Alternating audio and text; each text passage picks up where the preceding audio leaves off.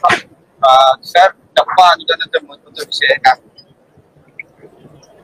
आपल्या राज्यातील खासगी विना अनुदानित व अंशतः अनुदानित शाळा आणि तुकड्या त्यावरील कार्यरत असलेले शिक्षक आणि शिक्षकेतर कर्मचारी यांच्या संदर्भातला टप्पा अनुदानाचा निर्णय कालच्या कॅबिनेटमध्ये संपन्न झालेला आहे.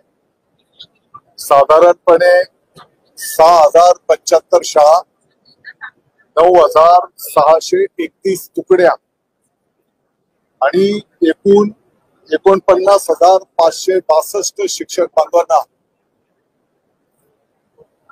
वेतन अनुदानाचा पुढील टप्पा त्या ठिकाणी अभिनय करण्याचा निर्णय कॅबिनेटने संपन्न केलेला आहे. साधारणपणे 1 ऑगस्ट 2025 पासून या निर्णयाची अंमलबजावणी केली जाईल आणि साधारणपणे 970 कोटी 42 लक्ष रुपये एका वर्षाला या टप्प्या अनुदानाच्या पोटी शासनावर अतिरिक्त खर्च येणार आहे. मला वाटतं की शिक्षक बांधवांची ही मागणी त्या ठिकाणी मान्य करण्याचा निर्णय माननीय मुख्यमंत्री महोदय, माननीय उपमुख्यमंत्री महोदय, मंत्रिमंडळाने काल संमत केला. त्यांचे मी आभार व्यक्त करतो आणि आता सभागृहामध्ये या संदर्भातलं निवेदन करण्यात आलेलं आहे.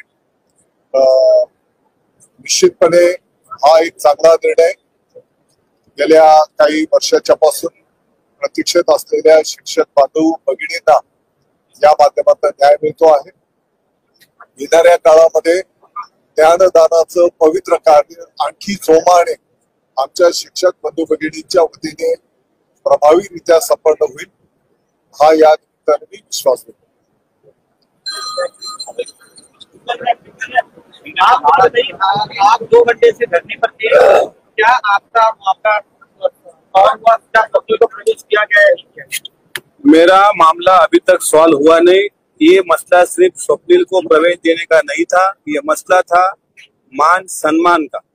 जो लोगों ने हमें पिछले 3 घंटों से वहां पे रोक के रखा, वही लोगों ने कल जिन गुंडों को प्रवेश दिया उनके बारे में मेरा सवाल था. सो इसलिए मेरा मसला अभी तक सॉल्व नहीं हुआ है. किसानों का मसला सेशन में चालू है, इसलिए मैं किसानों के मुद्दे पे बोलने के लिए यहाँ पे आया. सभापति से क्या मैं अभी सभापति चेयर पे है. अगर उनको लगे तो वो मुझे पॉइंट ऑफ इंफॉर्मेशन वहां पे रखने की अनुमति देंगे. उनको अच्छा नहीं लगेगा तो ठीक है.